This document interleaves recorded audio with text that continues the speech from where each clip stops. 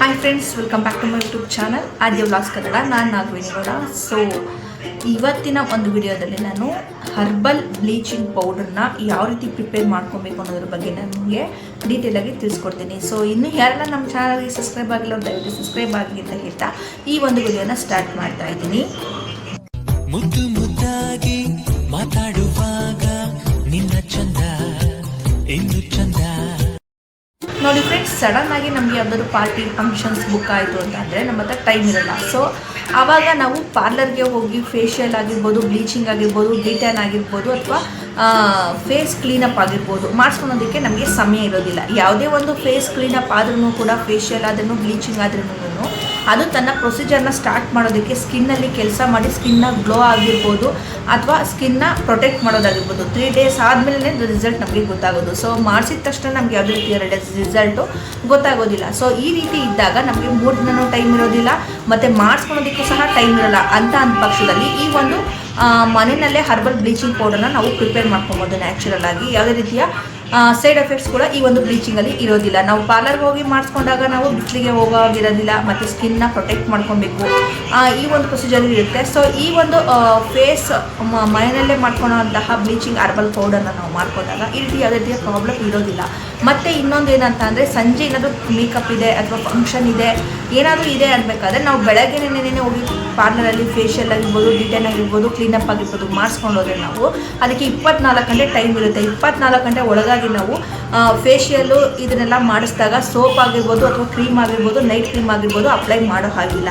So ಈ ರೀತಿ ಇದ್ದಾಗ ನಾವು ಪಾರ್ಲರ್ಗೂ ಹೋಗೋದಕ್ಕಾಗೋದಿಲ್ಲ. ಬೈ ಚಾನ್ಸ್ ಮಾಡಿಸ್ಕೊಂಡು ಹೋದಾಗ ಈ ಒಂದು ಪ್ರೊಸೀಜರ್ನಲ್ಲಿ ನಾವು ಹೇಳಿರ್ತೀವಿ ಮೊದಲನೇ ನೀವು ಸೋಪು ಮತ್ತು ಬಿಸಿಲಿಗೆ ಹೋಗಬಾರ್ದು, ಸೋಪ್ನ ಬಳಸಬಾರ್ದು, ಅದೇ ರೀತಿ 24 ಗಂಟೆ ಬಿಸಿಲಿಗೆ ಮುಖನೂ ಕೂಡ ತೋರಿಸ್ಬಾರ್ದು ಅಂತ ಹೇಳ್ಬಿಟ್ಟು ಹೇಳಿರ್ತೀವಿ. ಸೊ ಈಗಿದ್ದಾಗ ಬೆಳಗ್ಗೆ ಫೇಶಿಯಲ್ ಮಾಡಿಸ್ಕೊಂಡೋಗಿ ಸಂಜೆ ನಾವು ಮೇಕಪ್ ಮಾಡಿಕೊಂಡು ಅಂತ ಅಂದರೆ ಸ್ಕಿನ್ನು ಸ್ವಲ್ಪ ಡ್ಯಾಮೇಜ್ ಆಗುತ್ತೆ, ಬ್ಲ್ಯಾಕ್ ಕಲರ್ ಆಗಿ ಟರ್ನ್ ಆಗುತ್ತೆ, ಪಿಂಪಲ್ಸ್ ಜಾಸ್ತಿ ಆಗುತ್ತೆ. ಸೊ ಆವಾಗ ಏನಾಗುತ್ತೆ, ಪಾರ್ಲರ್ನವರು ಮಾಡಿರುವಂತಹ ಕೆಲಸ ಸರಿ ಇಲ್ಲ ಅನ್ನೋ ಒಂದು ಬ್ಯಾಡ್ ನೇಮ್ ಕೂಡ ನೀವು ಕೊಟ್ಬಿಡ್ತೀರಾ. ಸೊ ಯಾವುದೇ ಪ್ರಾಬ್ಲಮ್ಸು ಇಲ್ಲದೇ ನೀವು ಮನೆಯಲ್ಲೇ ಒಂದು ಹರ್ಬಲ್ ಬ್ಲೀಚಿಂಗ್ ಪೌಡರ್ನ ಯಾವ ರೀತಿ ಮಾಡ್ಕೊಬೇಕು ಅನ್ನೋದನ್ನ ಈ ಒಂದು ವಿಡಿಯೋದಲ್ಲಿ ನಾನು ತಿಳಿಸ್ಕೊಡ್ತೀನಿ.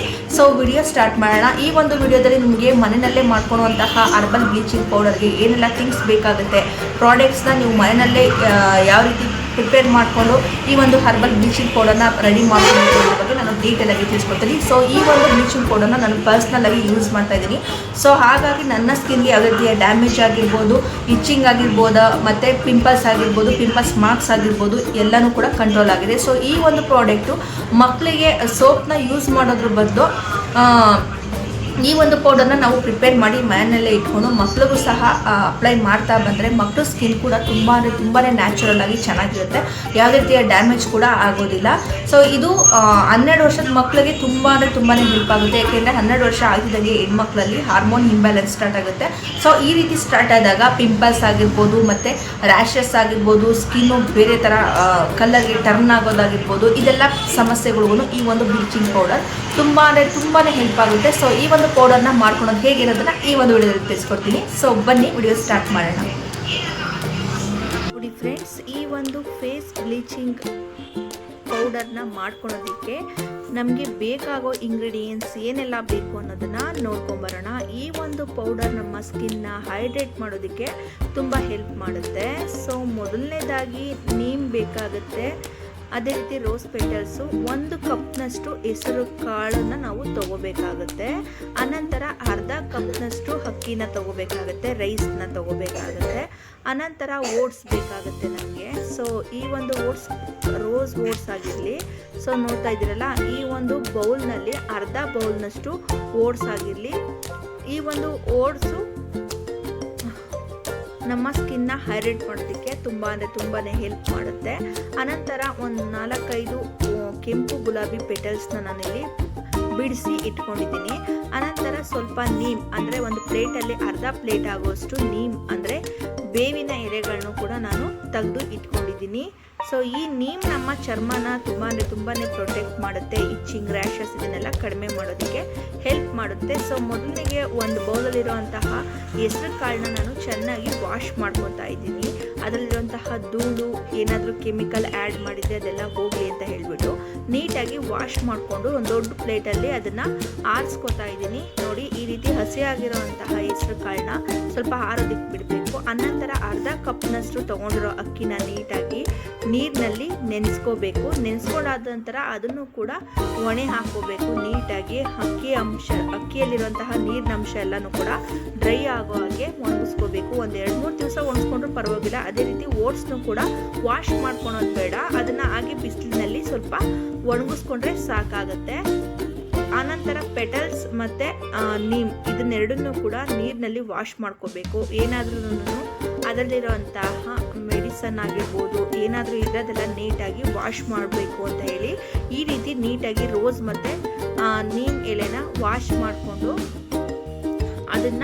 ಅದನ್ನು ಕೂಡ ನಾವು ಒಣಗೋದಕ್ಕೆ ಇಡಬೇಕಾಗುತ್ತೆ. ಸೊ ನೋಡಿ, ಒಂದು 2-3 ಸತಿ ನೀರಿನಿಂದ ನೀಟಾಗಿ ವಾಶ್ ಮಾಡಿಕೊಂಡು ಅದನ್ನು ಕೂಡ ಪ್ಲೇಟ್ನಲ್ಲಿ ಹಾಕಿ ನೀಟಾಗಿ ಒಣಗಿಸ್ಕೊಳ್ಳಿ. ಸೊ ಈ ರೀತಿ ಎಲ್ಲನೂ ವಾಶ್ ಮಾಡಿಕೊಂಡು ಬಿಸಿಲಲ್ಲಿ ಇಟ್ಟು ನಾವು ಒಣಗಿಸ್ಬೇಕಾಗುತ್ತೆ. ಒಂದು 2-3 ಗಂಟೆಗಳ ಕಾಲ, ಅಥವಾ ಅದು ಫುಲ್ ಡ್ರೈ ಆಗೋರು 2-3 ದಿನ ಬೇಕಾದರೂ ಒಣಗಿಸ್ಕೋಬೋದು. ಸೊ ನೋಡಿ, ಅದು ಮುಟ್ಟಿದಾಗ ನೀಟಾಗಿ ಗರಿ ಆಗಬೇಕು. ಅಂದರೆ ಹಿಂಗೆ ಇದು ಮಾಡಿದಾಗ ನೀಟಾಗಿ ಅದು ಇದಾಗಿರಬೇಕು ಮತ್ತು ಒಣಗಿರಬೇಕು. ನೋಡಿ, ಈ ಥರ ಬಿಟ್ಕೊಬೇಕದು.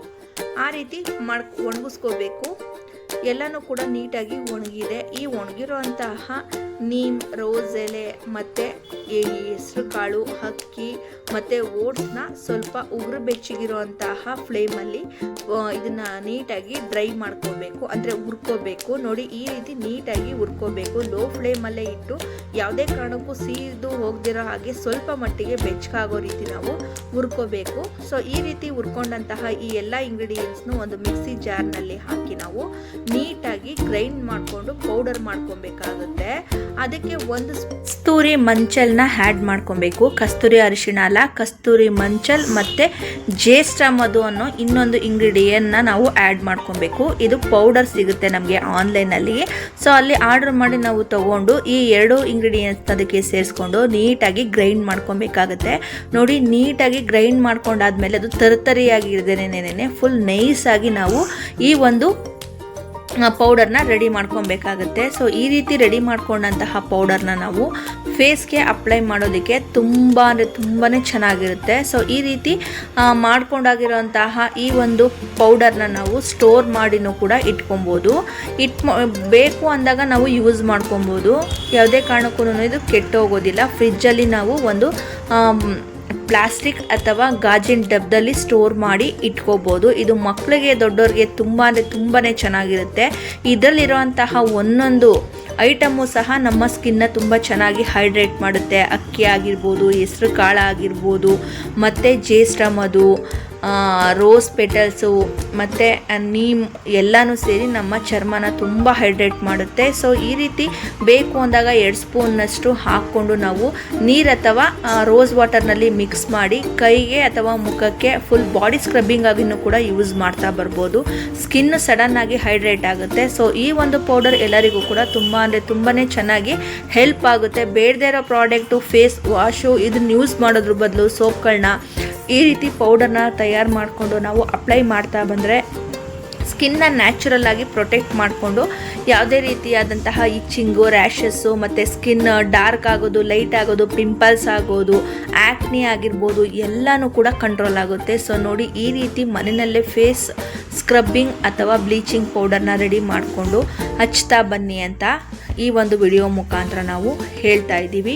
ಸೊ ನೋಡಿ, ಈ ಒಂದು ಪೌಡರ್ನ ಸ್ಟೋರ್ ಮಾಡಿನೂ ಕೂಡ ಇಟ್ಕೊಬೋದು. ಇದು ತುಂಬಾ ಹೆಲ್ಪ್ಫುಲ್ ಆಗಿರುತ್ತೆ. ಸ್ಕಿನ್ನ ಹೈಡ್ರೇಟ್ ಮತ್ತು ಪ್ರೊಟೆಕ್ಟ್ ಮಾಡುತ್ತೆ. ಮಕ್ಕಳು, ದೊಡ್ಡವರು ಎಲ್ಲರೂ ಕೂಡ ಬಾಡಿ ಸ್ಕ್ರಬ್ಬಿಂಗ್ ಆಗಿರ್ಬೋದು ಅಥವಾ ಫೇಸ್ ಪ್ಯಾಕ್ ಆಗಿರ್ಬೋದು ಮಾಡ್ಕೊತಾ ಬಂದರೆ ಸ್ಕಿನ್ನ ನಾವು ತುಂಬ ಚೆನ್ನಾಗಿ ಇಟ್ಕೊಬೋದು. ಸೊ ಈ ಒಂದು ಪೌಡರ್ ಎಲ್ಲರಿಗೂ ಕೂಡ ತುಂಬ ಉಪಯೋಗ ಆಗುತ್ತೆ.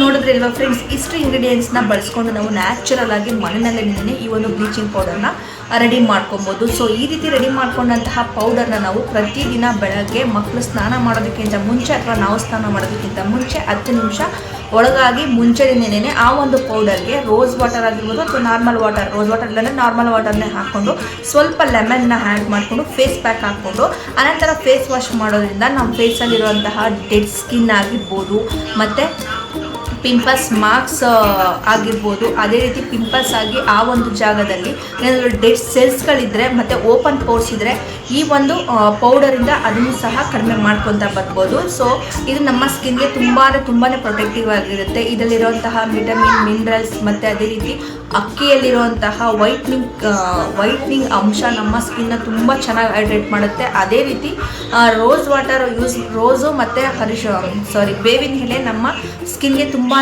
ಪ್ರೊಟೆಕ್ಟಿವ್ ಆಗಿರುತ್ತೆ. ರೋಸ್ ಪೆಟಲ್ಸ್ ನಮಗೆ ತೇವಾಂಶನ ಚರ್ಮದಲ್ಲೇ ಉಳ್ಕೊಳೋ ಹಾಗೆ ಮಾಡುತ್ತೆ. ಮತ್ತು ಆ ಚರ್ಮದಲ್ಲಿ ಯಾವುದಾದ್ರೂ ರ್ಯಾಷಸ್ ಅಥವಾ ಗುಳ್ಳೆ ಆಗುವಂತಹ ಸಿಂಟಮ್ಸ್ ಇದ್ದರೆ ಅದನ್ನು ಈ ಒಂದು ನೀಮ್ ಅಂದರೆ ಬೇವಿನ ಎಲೆ ಕಂಟ್ರೋಲ್ ಮಾಡುತ್ತೆ. ಸೊ ಇಷ್ಟೆಲ್ಲ ಇಂಗ್ರೀಡಿಯೆಂಟ್ಸಲ್ಲಿ ಇಷ್ಟೆಲ್ಲ ಒಳ್ಳೆ ಬೆನಿಫಿಟ್ಸ್ ನಮ್ಗೆ ಸಿಗ್ತಾ ಇದೆ ಅಂತಂದರೆ ಪಾರ್ಲರ್ನಲ್ಲಿ ಮಾಡಿಸ್ಕೊಂಡಂತಹ ಬೀಚ್ನ ಅವಶ್ಯಕತೆ ಇರೋದೇ ಇಲ್ಲ. ಸೊ ಮನೆಯಲ್ಲೇ ನ್ಯಾಚುರಲ್ ಆಗಿ ಪ್ರಿಪೇರ್ ಮಾಡಿಕೊಂಡು ನಮ್ಮ ಸ್ಕಿನ್ನ ನಾವು ಹೈಡ್ರೇಟ್ನ ಮಾಡ್ಕೊಬೋದು. ಸೊ ಈ ಒಂದು ವಿಡಿಯೋ ನಿಮಗೆ ಇಷ್ಟ ಆಗಿದೆ ಅಂತ ಭಾವಿಸ್ತಾ ಇದ್ದೀನಿ. ಸೊ ಈ ವಿಡಿಯೋ ನಿಮಗೆ ಇಷ್ಟ ಆಗಿದೆ ದಯವಿಟ್ಟು ಲೈಕ್ ಮಾಡಿ, ಶೇರ್ ಮಾಡಿ, ಅದೇ ರೀತಿ ಕಮೆಂಟ್ ಮುಖಾಂತರ ಏನಾದರೂ ಡೌಟ್ಸ್ ಇದೆ ನನಗೆ ಹೇಳಿ. ಸೊ ನಾನು ಆ ಒಂದು ಕಮೆಂಟ್ಸ್ಗೆ ಉತ್ತರ ಕೊಡುವಂತಹ ಪ್ರಯತ್ನ ಮಾಡ್ತೀನಿ ಅಂತ ಹೇಳ್ತಾ ಈ ಒಂದು ವಿಡಿಯೋನ ಇಲ್ಲಿಗೆ ಎಂಡ್ ಮಾಡ್ತಾ ಇದ್ದೀನಿ. So thank you for watching my YouTube channel.